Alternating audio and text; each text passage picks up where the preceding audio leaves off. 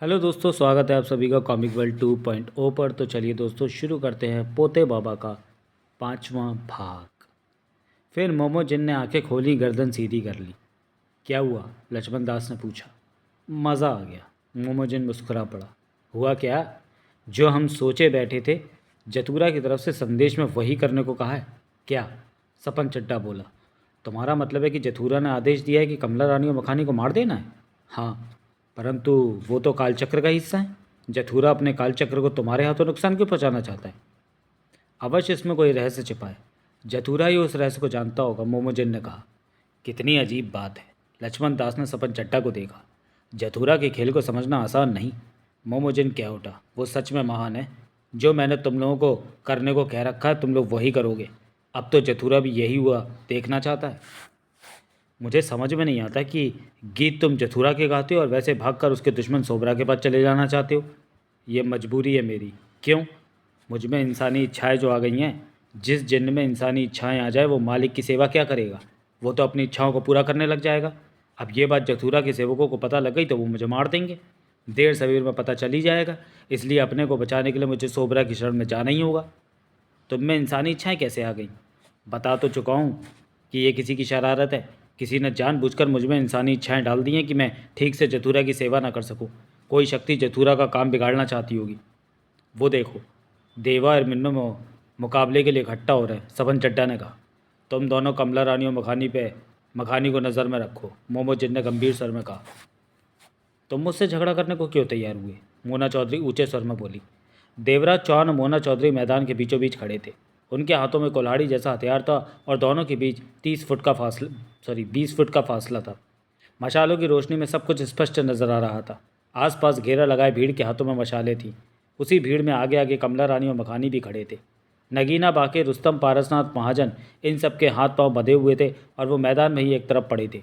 वो सब व्याकुल थे कि अब क्या होगा। तुम्हें बचाने के लिए मेरा तैयार हो जाना ज़रूरी था। देवराज चौहान गंभीर था। हमने पहले ही तय कर लिया था कि हमें नहीं झगड़ना है। मोना चौधरी गुस्से से कह उठी। मैं तुमसे कह चुका हूँ कि तुम्हें बचाने के लिए ये सब कर रहा हूँ। हकीकत में तुमसे झगड़ा करने का मेरा कोई इरादा। तो अब क्या करोगे? मोना चौधरी पहले जैसे सर में कह उठी। हमें हथियार देकर मैदान में उतार दिया गया है। हम कब तक उन्हें बेवकूफ़ बना सकते हैं? वो जल्दी समझ जाएंगे कि हमारा झगड़ने का कोई इरादा नहीं है। तब वो वापस मुझे तेल के खौलते कड़ाई पर लटका देंगे। तुम्हें भी नहीं छोड़ेंगे। तुम्हें भी। मैंने पेशीराम के कहने पर यह सब किया है, देवराज चौहान बोला। पेशीराम? तो वो तुमसे भी मिला? मोना चौधरी के दांत भिज गए। उसका दिमाग खराब है जो हमें। पेशीराम का कहना है कि मोमोजिन हमारी सहायता करेगा। कैसी सहायता? मैं नहीं जानता। वो जथुरा का सेवक है, हमारी सहायता क्यों करेगा? वो तो इस बारे में मैं कुछ नहीं कह सकता, देवराज चौहान ने कहा। तो बेवकूफ़ों की तरह आंखें मूंदकर पेशीराम की बात मान ली? मेरे पास कोई और रास्ता भी नहीं है। हम सब फंसे पड़े हैं। देवराज चौहान के होठ पिच गए। तभी घेरा बांधे एक बस्ती वालों की तरफ से शोर उठने लगा। मोना चौधरी और देवराज चौहान की निगाह भीड़ की तरफ घूमने लगी। वो हमें झगड़ने को कह रहे हैं, मोना चौधरी ऊंचे स्वर में बोली। देवराज चौहान के होठ भिज गए। उसी पल हंसराज पास आता देखा और कुछ पैरी ठिठक कर चिल्लाया। देवा, कमला रानी कहती है मार दे मिन्नों को, कहकर वो वापस पलट गया। देवराज चौहान ने कुल्हाड़ी संभाल ली। भीड़ में से शोर उठ रहा था। हमें कुछ देर झगड़ने का ड्रामा करना होगा, देवराज चौहान ऊंचे स्वर में बोला। उसके बाद क्या होगा? हमारा ड्रामा में ज़्यादा देर नहीं बचा सकता। जो होगा देख लेंगे। देवराज चौहान ने इधर उधर नजरें घुमाते हुए कहा। तुम मुझ पर वार करो। पहला वार तुम करो। इसके साथ ही देवराज चौहान कुल्हाड़ी के साथ मोना चौधरी पर झपट पड़ा। जल्दी जाओ, मोमोजिन बोला। इससे पहले कि देवा या मिन्नो एक दूसरे पर घातक वार करते, तुम दोनों जाकर कमला रानी और मखानी को मार दो। इसके साथ ही मोमोजिन ने अपना हाथ हवा में लहराया तो हाथों में दो खंजर आ गए। उसने एक एक खंजर दोनों को थमाया। लक्ष्मण दास और सपन चड्डा के चेहरों पर घबराहट के भाव आए। सोच कह रहे हो? जल्दी जाओ और दोनों को मार दो, मोमोजिन के स्वर में आदेश था। हमने उन्हें मारा तो बस्ती वाले हमें मार देंगे, लक्ष्मण दास बोला। चिंता मत करो, मैं हूँ। मेरे होते हुए तुम्हारा बाल भी बाका ना होगा। जथुरा के आदेश पर ही ये हो रहा है। मुझे तो डर लग रहा है, मोमोजिन बुरा सा मुंह बनाकर बोला। मौके पर आकर तुम लोगों की हिम्मत कम हो गई। ठीक है, मैं भी तुम दोनों में हिम्मत डाल देता हूँ। हिम्मत डालोगे? लक्ष्मण दास हड़बड़ाया। कैसे? मोमोजिन ने अपना चेहरा आकाश की तरफ किया और उनके नाम लेकर कुछ बड़बड़ाया। अगले ही पल लक्ष्मण दास और सपन चड्डा की हिम्मत बढ़ गई। अभी उन दोनों को खत्म कर देते हैं। आ सपन। दोनों खंजर को थामे आगे बढ़ गए। कमला रानी ने मखानी का हाथ थाम रखा था। चेहरे पर खुशी चमक रही थी, परंतु मखानी के चेहरे पर उलझन थी। दोनों देवराज चौहान और मोना चौधरी को देख रहे थे। दो दो बार दोनों एक दूसरे पर कट चुके थे। मखानी, कभी भी दोनों में से कोई भी खत्म हो सकता है, कमला रानी कह उठी। बता कौन मरेगा? मुझे तो लगता है मिन्नो मरेगी। मखानी चुप सा देवराज चौहान और मोना चौधरी को देखे जा रहा था। बोल मखानी, कुछ तो कह, कमला रानी ने बेसब्री से कहा। तभी मोना चौधरी ने देवराज चौहान पर वार किया। देवराज चौहान वार बचा गया। कोई भी नहीं मरेगा, मखानी होठ भींचकर बोला। क्या मतलब? मुझे लगता है ये झगड़ा नहीं कर रहे हैं, वक्त बिता रहे हैं। तेरे को वहम की बीमारी हो गई है, कमला रानी मुंह बनाकर कह उठी। मखानी कुछ कहने लगा कि उसका मुंह खुला का खुला रह गया। होठों से आह निकली, चेहरे पर पीड़ा के भाव नाच उठे। कमला रानी, मखानी दर्द भरे स्वर में बोला। मैं तो गया। क्या कह रहा? कमला रानी ने मखानी और जगमोहन का चेहरा देखा तो हड़बड़ा उठी। क्या हुआ तेरे को? इसी पल कमला रानी की गर्दन में चाकू आ धंसा। दोनों के पीछे लक्ष्मण दास और सपन चड्ढा अपने खूंखार रूप में खड़े थे। उन्होंने तीव्र झटके से चाकुओं को बाहर खींचा और फिर वार किया। दूसरे वार में दोनों ही नीचे जा गिरे। कईयों की निगाह इस तरफ गई। लक्ष्मण दास और सपन चड्ढा ने उनके शरीरों से चाकू निकाला और ऊंचे स्वर में कह उठे। खबरदार जो कोई आगे आया। कमला रानी को मार दिया, कमला रानी को मार दिया। शोर मच गया। देवराज चौहान और मोना चौधरी का ध्यान भी इस तरफ हुआ। सपन, लक्ष्मण दास चीखा, तू जाकर उन सबके बंधन खोल, इन सबको मैं देखता हूँ। सपन चड्ढा खून सना खंजर थामे नगीना और बाकियों की तरफ दौड़ पड़ा। तभी बस्ती के लोग इधर उधर भागने लगे। शोर तेज होने लगा। चीखो पुकार मच गई। देवराज चौहान लक्ष्मण दास की तरफ आ गया। मोना चौधरी महाजन की तरफ बढ़ गई थी। हैरत की बात थी कि कोई भी बस्ती वाला लक्ष्मण दास या सपन चड्ढा की तरफ नहीं आया था। वो सब चीखते हुए इधर उधर दौड़कर बता रहे थे कि कमला रानी को मार दिया गया और वो अपनी झोपड़ियों की तरफ भाग रहे थे। तभी जमीन कांपी। लगा जैसे समुद्र में टिकी टापू की जमीन ने अपना नियंत्रण खो दिया हो।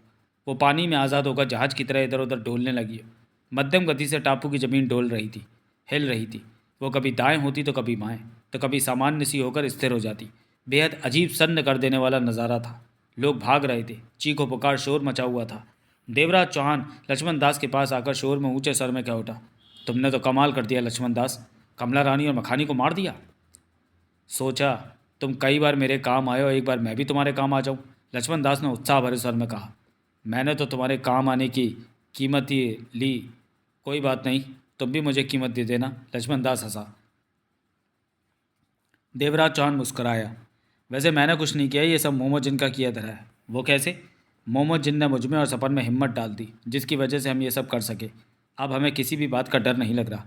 पहले मेरे में इतनी हिम्मत नहीं थी। लक्ष्मण दास के हाथ में अभी भी खून सना खंजर था।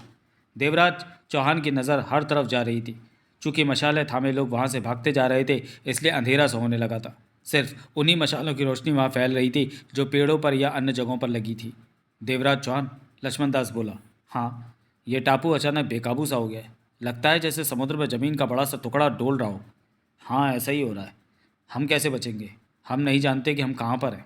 तभी नगीना पास आ पहुंची। यह अचानक ही टापू को क्या हो गया? नगीना ने हड़बड़ाए स्वर में कहा। मैं नहीं जानता कि यह क्या हो रहा है, देवराज चौहान ने कहा। आज रात में कालचक्र सिमट जाएगा। पोते बाबा ने यही कहा था। कहीं ये सिमटने की वजह से ही तो नहीं हो रहा? कुछ भी हो सकता है। मैं स्वयं इन बातों से अनजान हूँ नगीना। देवराज चौहान के स्वर में चिंता थी। तभी मोना चौधरी, पारसनाथ, महाजन, बांके और रुस्तम और सपन चड्ढा पास आ पहुँचे। क्यों लक्ष्मण, मज़ा आया ना? सपन चड्ढा हंसकर कह उठा। बहुत। आखिर हमने मार दिया उन्हें। मोमोजिन कहाँ है? पता नहीं, अभी आ जाएगा। वो हमें अकेला छोड़कर कहीं नहीं जाएगा। मोना चौधरी देवराज चौहान से कह उठी। ये टापू समुद्र में समा जाएगा, तभी ये डोल रहा है। मुझे भी ऐसे ही लगता है, देवराज चौहान ने गंभीर स्वर में कहा। यह जगह कालचक्र का ही हिस्सा है और कालचक्र ने सुबह होने तक सिमट जाना है। तब इस टापू का भी नामो निशान नहीं रहेगा। ये बात तुम्हें किसने बताई? पोते बाबा ने। ओह, लेकिन अब हमारा क्या होगा? मोना चौधरी बोली। मेरे ख्याल में हम गहरे समुद्र में हैं। इस बारे में तो पोते बाबा या पेशीराम ही बताएंगे। उसी पल सब जोरों से लड़खड़ाए। टापू की ज़मीन टेढ़ी हुई थी। अगले ही पल ज़मीन सामान्य हालत में आ गई। सबने खुद को संभाला। छोरे, बोल बाप, तब मारी भावों को थाम लो। मारे को डर लागे कि तम कहीं लुढ़क कर समंदरों में ना जा गिरो। बाप, समंदर यहाँ से दूर होइला। सतर्क रहियो छोरे, वक्त का कोई भरोसा नहीं। बाकेलाल राठौर ने कहा। मारा प्लानो फेल हो गयो है। कैसा प्लान बाप? हम सोच के रखो कि बंदरों से आज़ाद होते ही हम कमला रानी और मखानी को वट दो, पर वो पहले ही वनडे वटे गए हो। तेरे को मेहनत नहीं करने पड़ेगा लबाब।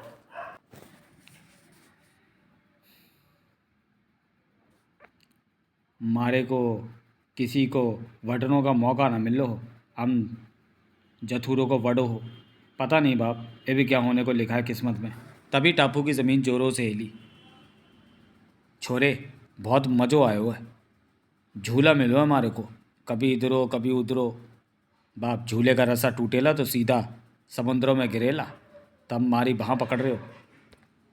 तेरे को डर लगेला, मारे को थारी चिंतो होवे कि तम लुढ़क ना जायो। तभी मोमोजिन वहाँ पहुँचा। सबने पहली बार मोमोजिन को देखा था। कौन हो तुम? देवराज चौहान के माथे पर बल पड़े। मोमोजिन। ओह, तो तुमने हमें बचाया, महाजन बोला। ऐसा ही समझ लो, तुम तो जथुरा के सेवक हो, मोना चौधरी बोली। फिर हमें क्यों बचाया? इसका जवाब नहीं दे सकता। छोरे, बाकेला राठौर मोमोजिन को देखता क्या उठा। यो मर्द जिन्न होवे या महिला जिन्न होवे? क्यों बाप, नाकों में नथ डाले हो ये, चूड़ियाँ तो मारे को नजर ना आयो। ऊपर मर्द होइला नीचे औरत होइला बाप, यो तो बहुत गंभीर बात होवे कि। तभी मोमोजिन ने बाकेला राठौर को गर्दन से पकड़ लिया। तुम मेरा मजाक उड़ाते हो? हम तारा मजाक ना उड़ावे, हम तो आपसों में बातें करे हो। क्यों छोरा? बातें तो तुम करेला अपन के साथ। हाँ बोल छोरे। छोरा चुप। मोमोजिन ने बांकीलाल राठौर की गर्दन छोड़ते हुए कहा, अब की बार सीधे रहना, मुझे पसंद नहीं कि कोई मेरे बारे में उल्टा सीधा बोले। समझ गयो हम, तम गंभीरो जिन्न होवे, बांकीलाल राठौर सकपका कर बोला। तभी टापू की ज़मीन जोरों से काँपी और एक तरफ टेढ़ी हुई। सब लड़खड़ा कर रह गए। जमीन पुनः सीधी होने लगी। मेरे को भूख लगी है, मोमोजिन सपन चड्ढा से बोला। तेरे को खाने की पड़ी है, इधर तो जान पर बनी पड़ी है, सपन चड्ढा गुस्से से बोला। मैं तो पूर्व जन्म में जा रहा हूँ, मोमोजिन ने कहा। पूर्व जन्म में? पारसनाथ कह उठा। कैसे जा सकते हो तुम पूर्व जन्म में? ये टापू कालचक्र का हिस्सा है, कालचक्र अब सिमटना शुरू हो चुका है। दिन निकलने तक टापू पानी में जा चुका होगा, यहाँ कोई नहीं बचेगा, मोमोजिन ने गंभीर स्वर में कहा। परंतु कालचक्र से निकलकर पूर्व जन्म में जाने के लिए एक रास्ता बन चुका है। जो जान बचाना चाहता है उसे पूर्व जन्म में जाना होगा। जरूरी है ऐसा? कोई ज़रूरी नहीं, जो जान बचाने के लिए पूर्व जन्म में नहीं जाना चाहता मत जाए, मोमोजिन ने कहा। यहीं रहेगा तो वो मर जाएगा, अवश्य मरेगा, मोमोजिन ने कहा। और सपन चड्ढा लक्ष्मण दास से बोला, तुम दोनों मेरे साथ चलो। कहाँ? पूर्व जन्म में प्रवेश करना होगा हमें। हमारा जाना ज़रूरी है क्या? लक्ष्मण दास के होठों से निकला। जान बचाना चाहते हो? हाँ हाँ, तो मेरे साथ चलो, वरना सुबह तक समुद्र में डूब कर मर जाओगे। वहाँ पूर्व जन्म में हम क्या करेंगे? हम ऐसी ज़मीन पर पहुँचेंगे जहाँ जथुरा का राज्य है, परंतु हम चुपके से सोबरा की ज़मीन की तरफ चले जाएंगे। सोबरा के पास पहुँचकर ही मेरी जान बच सकती है। वहाँ पर तुम्हारी जान तो बच जाएगी, लेकिन हमारा क्या होगा? सपन चड्ढा बोला। सोबरा से कहकर मैं तुम दोनों को तुम्हारी दुनिया में पहुँचा दूंगा। सोबरा हमें हमारी दुनिया में भेजने के लिए तैयार ना हुआ तो? वो खुशी से तैयार होगा, क्योंकि उसे सेवा के लिए एक जिन्न मुफ्त में मिल रहा है, मतलब कि मैं। लक्ष्मण दास और सपन चड्ढा की नज़रें मिली। हमारा क्या होगा? मोना चौधरी बोली। चाहो तो मेरे साथ पूर्व जन्म में चल सकते हो, मोमोजिन ने कहा। सबको सोबरा के पास ले जाऊंगा। अगर हम पूर्व जन्म में ना जाना चाहें तो? मत जाओ, सुबह तक ये टापू समुद्र में चला जाएगा। यहाँ से किनारा बहुत दूर है, तैर कर नहीं पहुँचा जा सकता, तुम सब मर जाओगे, मोमोजिन ने सरल स्वर में कहा। हमें कोई ऐसा रास्ता बताओ कि हम अपनी दुनिया में पहुँच सकें। मैं सिर्फ एक ही रास्ते के बारे में जानता हूँ, जो कि पूर्व जन्म में जाता है, मोमोजिन ने गर्दन हिलाकर कहा। बातों में मेरा वक्त खराब मत करो, तुम दोनों मेरे साथ चलो। लक्ष्मण सपन ने एक दूसरे को देखा। क्या कहता है सपन? तू बता। जान बचानी है तो इसकी बात माननी पड़ेगी। बाकी सब भी तो हैं जो। दूसरों की बात छोड़, अपनी चिंता कर। यह हरामी जिन कहीं हमें नई मुसीबत में तो नहीं डालने जा रहा? क्या पता, हमारी हालत तो कटी पतंग की तरह हो रही है, समझ में नहीं आता कि क्या करें। मैं तुम दोनों का दोस्त हूँ, मोमोजिन बोला। तुम जानते हो कि मैं झूठ नहीं बोलता। हम कहाँ जानते हैं, लक्ष्मण दास बोला। ये बात तो तू ही कहता रहता है कि मैं झूठ नहीं बोलता। मैं सच में झूठ नहीं बोलता, तुम दोनों मेरे दोस्त हो, मेरे साथ चलो, जान बचा दूंगा तुम्हारी। कोई और रास्ता तो है नहीं, तेरी बात तो माननी पड़ेगी। तू ठीक कहता है लक्ष्मण दास। मोहम्मद जिन ने बाकी सबको देखा और क्या उठा। अगर तुम लोग जान बचाना चाहते हो तो पूर्व जन्म में जाने के लिए मेरे साथ चल सकते हो। क्या तुम हमें थोड़ा सा वक्त सोचने को दोगे? नगीना क्या उठी। सोच लो, ज़्यादा वक्त नहीं है हमारे पास। पूर्व जन्म में जाने का रास्ता बंद हो गया तो तुम सब मरोगे। मैं तो गायब होकर अपनी जान बचा लूँगा, परंतु तुम लोग न बच सकोगे। वो सब एक तरफ हट गए कि आपस में बात कर सके। तभी लक्ष्मण दास कह उठा। तुम इन्हें पूर्व जन्म में ले जाना चाहते हो? जथुरा को पता चल गया तो वो तेरे से बहुत नाराज़ होगा। जथुरा का आदेश यही है कि सबको पूर्व जन्म में ले आऊँ, मोमोजिन आहिस्ता से कह उठा। जथुरा ने ऐसा कहा? सपन चड्ढा कह उठा। हाँ, उसके सेवकों ने मेरे से ऐसा ही कहा। पहले तो जतूरा नहीं चाहता था कि ये लोग पूर्वजन्म में प्रवेश करें। ये तो जतूरा ही जाने कि वो क्या करना चाहता है, परंतु ये बात तो पक्की है कि जतूरा महान है। सोबरा की शरण में जाना चाहते हो और वाह वाह, और वाह वाह जतूरा की कर रहे हो। सोबरा के पास जाना मजबूरी है, वरना मैं जतूरा को छोड़ने के बारे में कभी सोचता भी नहीं। मोमोजिन ने गंभीर स्वर में कहा, मेरे में इंसानी इच्छाएं ना जागती तो मुझे जतूरा से कोई समस्या नहीं थी। अब ये बात जल्दी जतूरा के सेवकों को पता चल जाएगी कि मुझ में इंसानी इच्छाएं जाग गई हैं। कायदे के अनुसार वो मुझे मार देंगे। ये बुरी बात है यार, मुझे भूख लग। चुप कर, सपन चड्डा ने कुड़ कर कहा। हम इंसानों से ज़्यादा भूख तुझे कैसे लग सकती है? लगती है कसम से। जिन्न जाति को बदनाम मत कर जो 2 रोटी खाने के लिए गिड़गिड़ा रहा है। जिन बन, छाती तान की रह।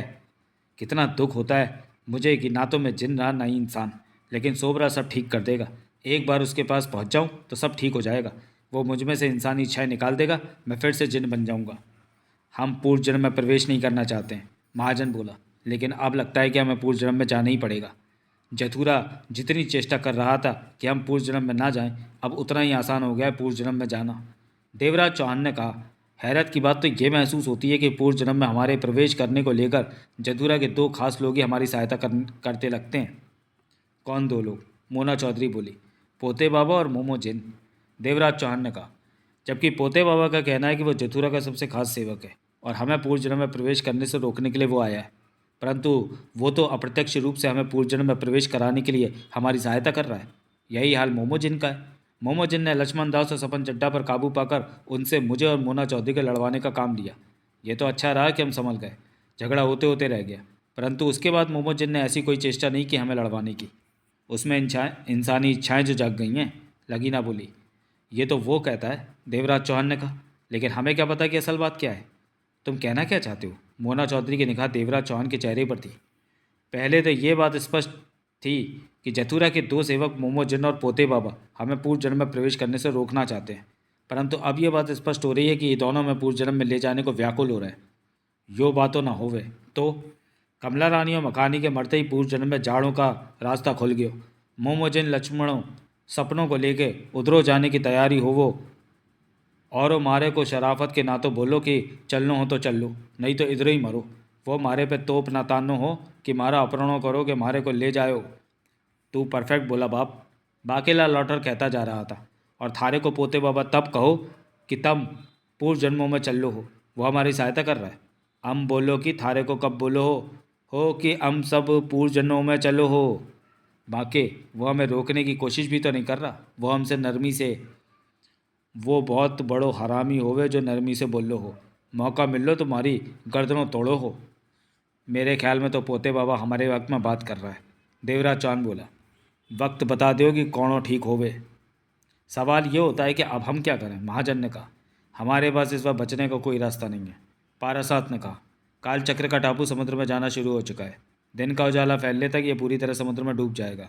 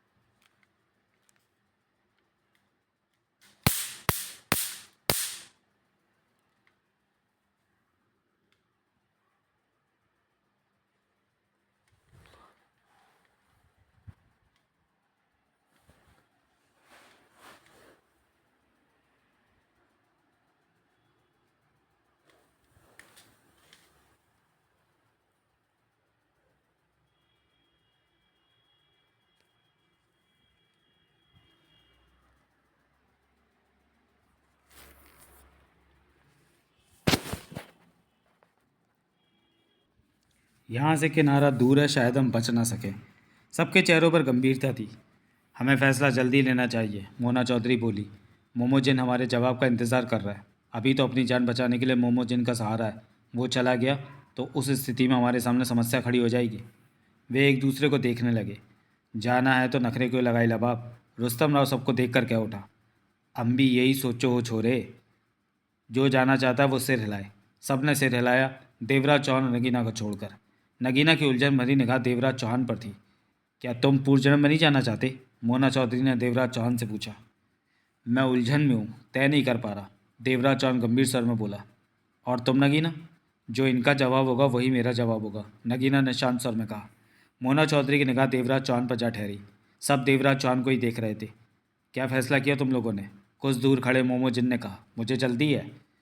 कुछ ठहरो भैया, नगीना कह उठी। इसी पल देवराज चौहान के कानों में पोते बाबा की फुसफुसाहट पड़ी। देवा, तुम? देवराज चौहान के होठों से निकला। मैं चाहूँ तो पूर्व जन्म में जाने के लिए अभी तेरा मन बना दूँ। तो आखिर चाहता क्या है पोते बाबा? देवराज चौहान ने ठोस स्वर में कहा। पहले तो हमें पूर्व जन्म के सफ़र पर जाने से रोकना चाहता था, अब तू चाहता है कि हम पूर्व जन्म में जाएं। तेरी असलियत क्या है?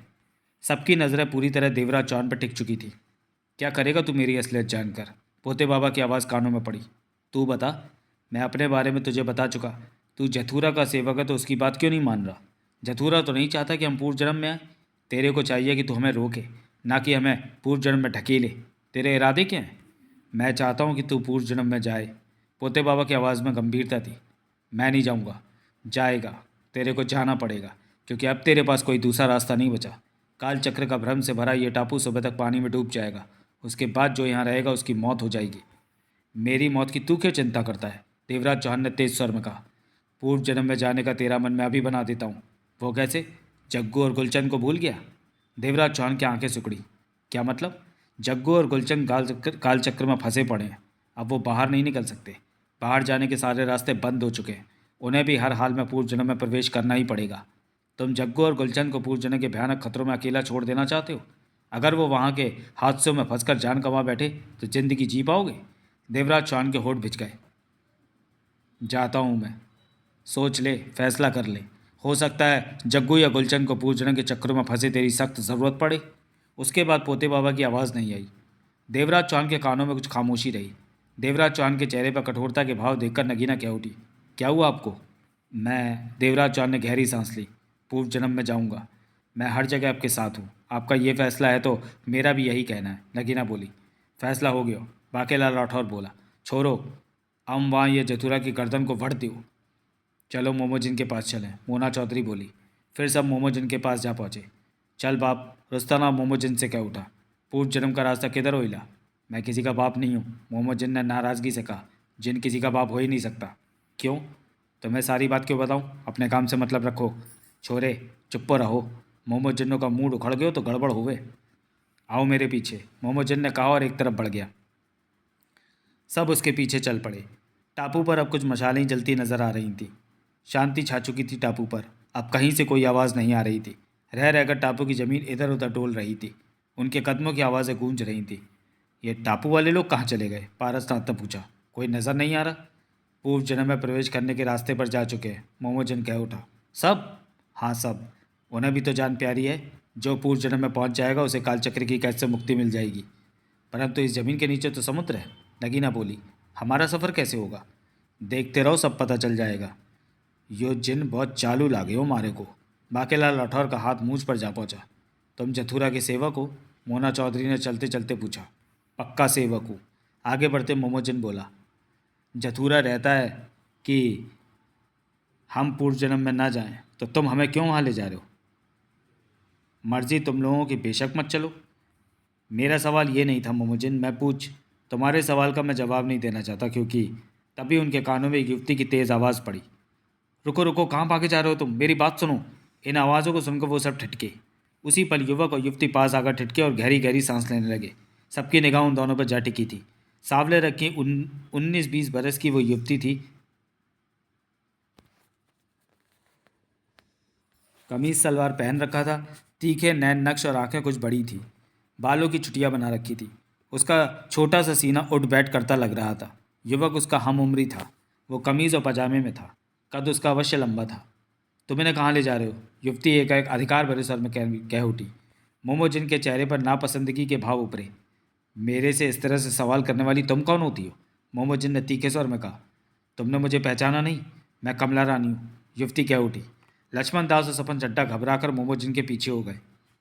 और मैं मखानी हूँ मोमोजिन। समझा, तो तुम लोगों ने दूसरे शरीरों में प्रवेश पा लिया। मोमोजिन हौले से सिर हिलाकर कह उठा। हमें तो दूसरा शरीर मिलना ही था, मखानी बोला। तुम इन सबको लेकर कहाँ जा रहे हो? काल चक्र की ये ज़मीन समुद्र में वापस धंसने जा रही है, मैं पूर्व जन्म में प्रवेश करने इन्हें लेकर। तो क्या हो गया? भूल गया कि जतूरा नहीं चाहता कि इन लोगों का पूर्व जन्म के हिस्से में प्रवेश हो? मैं तुम दोनों को जवाबदेही के लिए मजबूर नहीं हूँ। सुना मखानी, मोमोजिन पागल हो गया है। कमला रानी ने लक्ष्मण दास और सपन चड्ढा को देखा। वो दोनों अभी तक मोमोजिन के पीछे थे। तुम दोनों? कमला रानी क्रोध से कह उठी। तुम दोनों ने हमें मारा, हमारा काम बिगाड़ दिया। हम तुम्हें नहीं छोड़ेंगे, मखानी गुर्राया। मोमोजिन, लक्ष्मण दास हड़बड़ा कर बोला। देख तो ये क्या कह रहे हैं। चिंता मत करो, ये तुम्हारा कुछ नहीं बिगाड़ सकते, मोमोजिन कह उठा। तू गद्दार है मोमोजिन, जथुरा तुझे सज़ा देगा। मेरे पास वक्त नहीं है तुम लोगों से बात करने का। फिर मोमोजिन ने सबसे कहा, चलो। वो सब पुनः चल पड़े। कमला रानी और मखानी वहीं खड़े रह गए। ये क्या हो रहा है कमला रानी? जथुरा से मोमोजिन को सख्त सज़ा। कमला रानी। तभी भौरी की फुसफुसाहट कमला रानी के कानों में पड़ी। ओ भौरी, कह, कमला रानी के होठों से निकला। इस वक्त अपनी जान बचाओ। तुम दोनों भी उन सबके साथ पूर्व जन्म में प्रवेश कर जाओ। लेकिन मोमोजिन, उन सबको क्यों? ये वक्त बातों का नहीं है। पूर्व जन्म में जाने का रास्ता जल्दी बंद होने वाला है। ओह, कमला रानी ने मखानी को देखा। चल मखानी। कहाँ? हमें उनके साथ पूर्व जन्म में जाना है, भौरी ने कहा है ऐसा।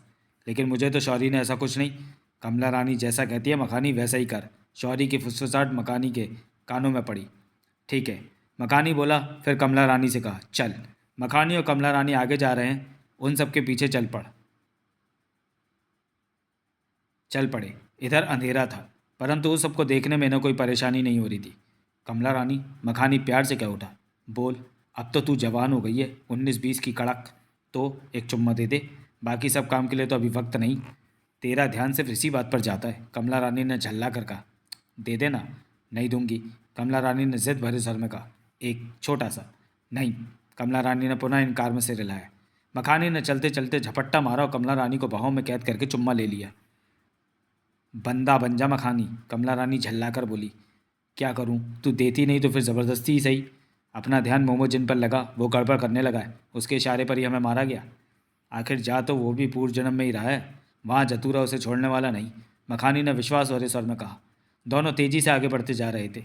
हमारी किस्मत में चैन से बैठना नहीं है, कमला रानी बोली। मुसीबत पर मुसीबत हमारे सामने आ रही है। अंधेरे में आगे बढ़ता मोमोजिन ठिठका। पीछे से आते सब उसके करीब पहुंचकर रुक गए। सामने ही 10 फुट ऊंची कोहरे से भरी दीवार जैसी कोई चीज़ थी। ये सामने क्या है? मोना चौधरी कह उठी। हम आ पहुँचे हैं वहाँ जहाँ से पूर्व जन्म को रास्ता जाता है, मोमोजिन ने कहा। लेकिन सामने तो रास्ता बंद लग रहा है, पारसनाथ ने कहा। अगले ही पल मोमोजिन ने अपना दायां हाथ आसमान की तरफ उठाया और कुछ बड़बड़ाया। उसी पल मोमोजिन की तर्जनी उंगली से तीव्र तीव्र पीली लाइट की लकीर निकलकर वहाँ की जगह को रोशन करने लगी। मोमोजिन ने हाथ नीचे किया तो रोशन कोहरे की दीवार पर पड़ा। सब मेरे पीछे चले आओ, कहकर मोमोजिन कोहरे की दीवार में प्रवेश करता चला गया।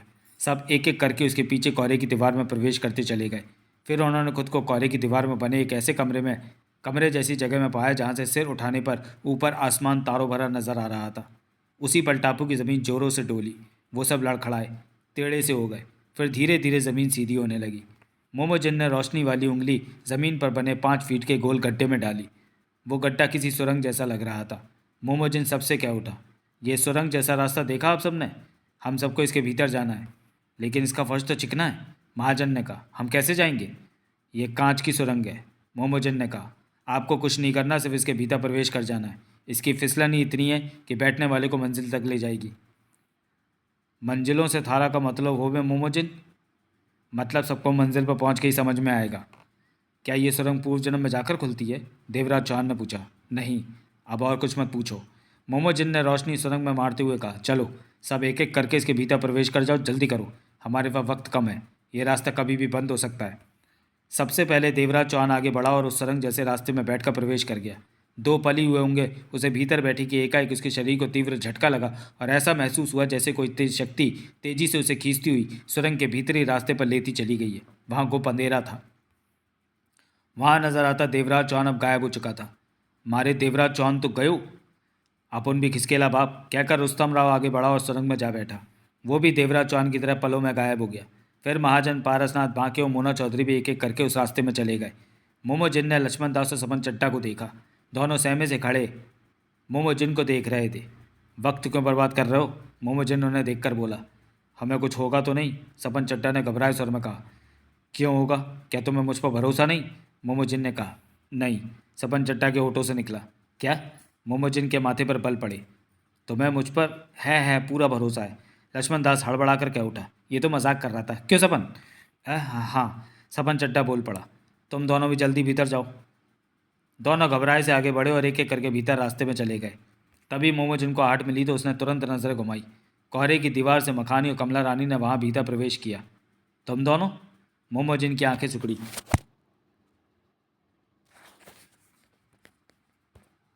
हमने भी पूर्व जन्म में जाना है, मखानी ने कहा। तो कोई दूसरा रास्ता चुनो, मोमोजिन ने मुंह बनाकर कहा। इस तरफ ज़्यादा जगह नहीं है। तो हम क्या करें? कमला रानी ने तीखे स्वर में कहा। यह रास्ता सिर्फ खास लोगों के लिए। हम भी खास हैं, मखानी ने कहा। मुझे शौरी ने तुम्हारे साथ जाने को कहा है। मुझे भौरी ने। ठीक है, मोमोजिन ने सिर हिलाया। चलो भीतर। मखानी सुरंग के मुहाने पर जा बैठा। ज़रा सा भीतर सरका। अगले ही पल तेजी से सरकते हुए वो गायब हो गया। तुम्हारा बुरा हाल होने वाला है मोमोजिन, कमला रानी आगे बढ़ती कठोर स्वर में बोली। तुम जथुरा के खिलाफ बाहरी लोगों का साथ दे रहे हो। पूर्व जन्म में पहुंचती तुम्हारी खैर नहीं। जथुरा तुम्हें फालतू मत बोलो। मोमोजिन का स्वर सख्त हो गया। जल्दी करो। गुस्से से भरी कमला रानी आगे बढ़ी और उस रास्ते पर जा बैठी। थोड़ा सा भीतर सरकी, फिर भीतर सरकती गुम होती चली गई। उसी पल जोरों से ज़मीन कांपी और टेढ़ी होती चली गई। मोमोजिन जोर से लड़खड़ाया। ये क्या हो रहा है? कहीं मेरा जाना न रह जाए। वो हड़बड़ा उठा। फिर मोमोजिन तेजी से आगे बढ़ा और उस रास्ते पर जा बैठा। थोड़ा आगे सरका और कह उठा। जथुरा महान है, उससे महान कोई और नहीं। इसके साथ ही वह सरकता चला गया भीतर की तरफ। तर्जनी उंगली से तीव्र रोशनी निकल रही थी, जिसकी वजह से वो कांच की सुरंग तीव्रता से चमक रही थी। गुप्त अंधेरा था वहाँ। हाथ को हाथ न सुझाई दे रहा था। एक एक करके वे सब एक अंधेरे से भरी जगह पर आ पहुँचे थे। 10 मिनट हर एक को लगे थे वहाँ तक पहुँचने में। सफ़र आराम दे रहा था, परंतु परेशानी तो अब थी कि अंधेरे की वजह से वो कुछ भी देख समझ नहीं पा रहे थे। इस वक्त वे सब किस स्थिति में हैं? ये जगह भी कमरे जैसी खुली जगह थी। पानी के टकराने की आवाज़ें, समुद्र के पानी की नमी भरी हवा उनकी सांसों से टकरा रही थी। मारे को तो लागो हो कि मोमो जिन्नो खिसक लियो, हमारे को इधर भेजो कि वो कहीं नहीं जाएगा। यो तो कमला रानी की आवाज़ हो व्यो। तुम भी इधरो आ मरो। मैं भी हूँ, मखानी के उठा। सभी बीमारी इधर आ मरे ला बाप। छोरे इब तो भूचाल आयो। कमलो रानो और मखानों को तो अभी वट दो। कोई कुछ नहीं करेगा। देवराज चौहान का गंभीर स्वर उन्होंने सुनाई दिया। एक बार करे तो कभी, तभी दूसरा बार करे। तब मारे हाथ बांध दो, वरना हम तो भी। तभी दूर कहीं रोशनी चमकी। सबकी निगाह उधर उठी। वो कुछ समझ नहीं पाए कि रोशनी का गोला भीतर आ लुढ़का। वो मोमोजिन था। उसकी तर्जनी उंगली से तीव्र रोशनी निकल रही थी। वहाँ भरपूर प्रकाश हो गया। अब सब कुछ नजर आने लगा। उस रोशनी में सबके चेहरे चमकते से महसूस हो रहे थे। उन्होंने खुद को एक मिट्टी के कमरे में मौजूद पाया। एक तरफ खो जैसा रास्ता, जिसके बाहर कुछ नज़र नहीं आ रहा था, परंतु उस खो में कांच का बड़ा सा हिस्सा फंसा हुआ था। वो हिस्सा ऊपर नीचे की ओर खुला था और बीच में भीतर जाने का रास्ता बना हुआ था। मारे को तो यो किसी राक्षस का खुला मुंह लागे हो। मोमोजिन वहाँ पहुँचते ही तुरंत उठा और रोशनी उस खुले मुंह पर डालते कह उठा। सब एक एक करके भीतर प्रवेश कर जाओ। ये क्या बोला बाप? पूर्व जन्म में प्रवेश करने का ये वाहन है, मोमोजिन ने कहा। हमने अब इसी में सफ़र करना है। भीतर कहीं भी रोशनी नहीं है, महाजन ने कहा। आखिर यह है क्या चीज़? तो चलिए दोस्तों, वीडियो को यहीं समाप्त करते हैं और मिलते हैं पोते बाबा के अगले भाग में, अगले वीडियो में। तब तक के लिए धन्यवाद।